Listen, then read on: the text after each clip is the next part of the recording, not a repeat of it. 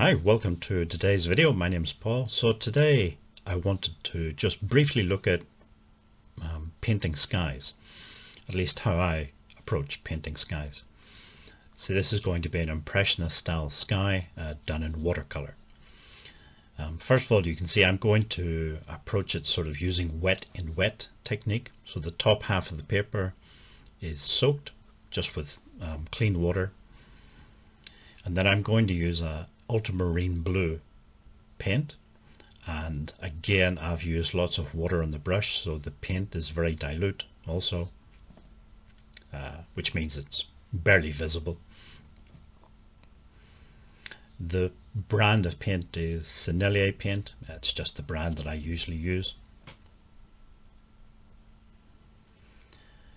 Now once I've covered the sky with this ultramarine blue, I then use just tissue, just a standard piece of tissue paper,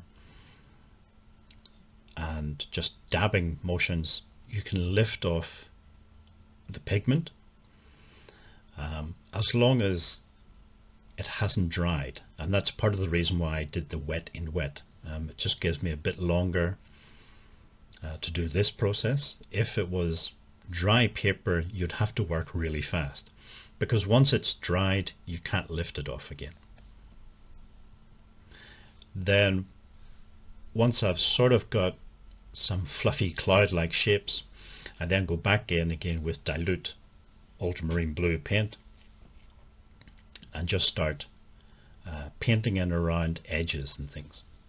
It's just to sort of define the clouds. Now the paper is still damp, so it won't be super hard edges on the clouds. It'll be still slightly softer edges. If you, after using the tissue paper, if you allow the paper to dry completely and then put more paint onto the paper, you'll get much harder edges on the edges of the cloud. As far as the land goes in this painting, it's just an indication of some land. It's a very simple part. The main part of the painting was sort of the sky.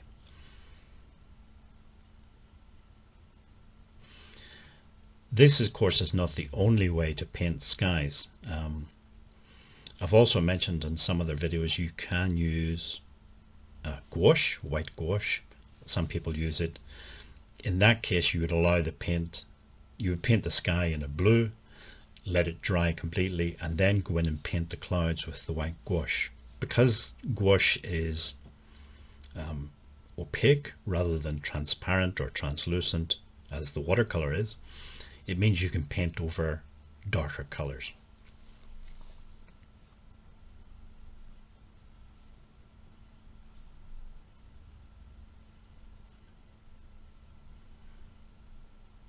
Okay, so this is just the scan then of the first painting using the tissue paper to pick up some of the pigment, which then allows the white paper to come through.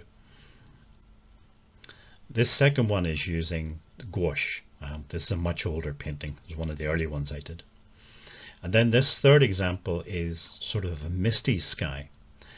And with misty skies, you can see there's a tiny little bit of blue. Most of it is the white paper. And I think with the misty skies, it's all about edges and values. So by values, I mean the difference between, say, the hedges and trees and such like, and the sky, and how they sort of blend into each other. And also then the edges. So you're using wet on dry paper, or you're using wet in wet style. That will change the sort of edges that you get. If you'd like to subscribe, just click on the big red button below, and hopefully see you in the next video.